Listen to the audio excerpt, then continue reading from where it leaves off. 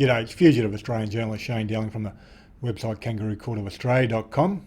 Now, the main focus of this video is multiple judgments that the New South Wales Supreme Court has been publishing that are totally suppressed, and that leaves it wide open for corruption. A number of the judgments, you don't get anything more than the title, which is suppressed in itself, because it just gives you a number and what year, and you can work out from the details what month it was published. That's it.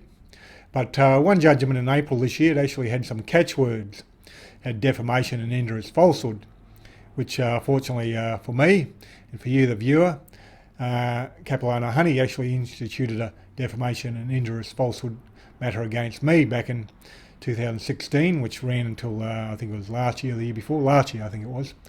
And so I have an understanding of what it's about, and so I can analyse it. But other than that, we have no more details. We don't know who the parties were. The judgment was handed down in an ex parte hearing in April this year, which means the other party wasn't there. Now, why weren't they there? Was it a case they weren't notified, which is scandalous in itself, or was it a case that they just didn't bother showing up? Now, as it turns out, Robert Beech-Jones has done exactly the same against me back in 2017. He instituted suppression orders and non-publication orders against me in a contempt matter. And I wasn't there either. It was an ex parte hearing. And they rang me and told me 15 or 20 minutes before they were going to court that they were going to court, which gave me no chance of showing up because I was at work. And they set it down again for a couple of days later. And I wrote back to them and said, look, I can't make it then. Can you set it down for the following week? Which they refused to do. That was Robert Beech-Jones. So he's a dishonest man. But let's have a look at the judgment from April 2022. Now, you can see it, the whole judgment, the title is Decision Restricted 2022, NSWSC 406. So you have no more details than that in relation to who it was, who instituted the proceedings and who they instituted the proceedings against. You've got no clue. Now, Justice Robert Beech-Jones is a Chief Justice at Common Law at the New South Wales Supreme Court now. And it says in the catchwords, final injunction, suppression order, ex parte hearing. Ex parte hearing means the other party wasn't there. And it also says defamation and injurious falsehood. Like I said, Capilano Honey in 2016, they instituted a defamation case against me, which was the CEO at the time, and also injurious falsehood. Injurious falsehood is, in effect, a company suing for defamation. A large company can't sue for defamation. Small companies, I think it's less than 10 employees can. But if you've got more than 10 employees, you can't sue for defamation. A company can't. But they sue for what's called injurious falsehood. That's where they accuse you of telling lies about the company, and that's damage to the company. But there's a reverse onus of proof, where they've got to prove what you said is lies, and they've also got to prove that there was a financial damage to the company.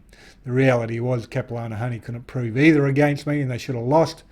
But obviously, I run a judicial corruption website, and the judges of the Supreme Court of New South Wales hate my guts. They've always made that clear. And that's telling in Robert Beech-Jones handing around suppression orders and non-publication orders against me in a contempt matter, which they were ultimately lifted because they had no legal basis.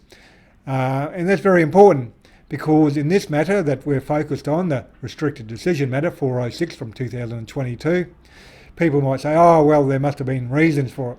Well, number one, we don't know. There's no evidence that there were reasons for it.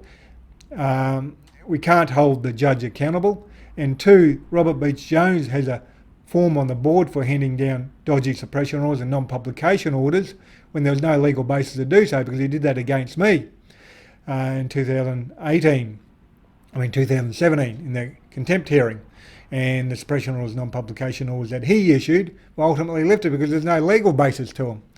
So one of the key issues here with this judgment, 406 from 2022, is that judgments and published judgments are what are meant to keep judges accountable. The court's accountable. And we've got no chance, no ability whatsoever to hold Justice Robert Beech-Jones accountable in this judgment, because we've got no idea what it's about. And ultimately, no one will keep him accountable. And I have no doubt he's copped a bribe. Who off? Don't know. Kerry Stokes, Capilano Honey, they both taken out super injunctions before, had matters suppressed when there's no legal basis to do it. Could be Seven West Media. They've done it before too. So we've got no idea. And one of the key issues here again is that the Federal Attorney General, Mark Dreyfus, is justifying having secret hearings at the National Anti-Corruption Commission, which they're legislating, that they'll be publishing their written judgments. Well, we can see from Justice Robert Beech-Jones in Matter 406 from 2022 that they can publish their judgments, but we got no clue what the evidence was. We got no clue who the parties were. So the new Federal National Anti-Corruption Commission could end up doing the same. But also, as we know from the Robert Beech-Jones issuing suppression orders and non-publication orders against me back in 2017 in a contempt matter where there was no legal basis to do so, he was lying his ass off in the judgment, and the National Anti-Corruption Commission can be lying their asses off as well.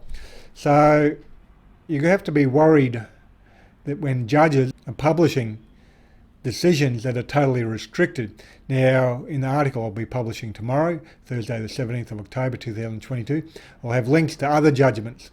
Now, some of the other judgments that are totally restricted, they have no catchwords, so you can't even tell what they were.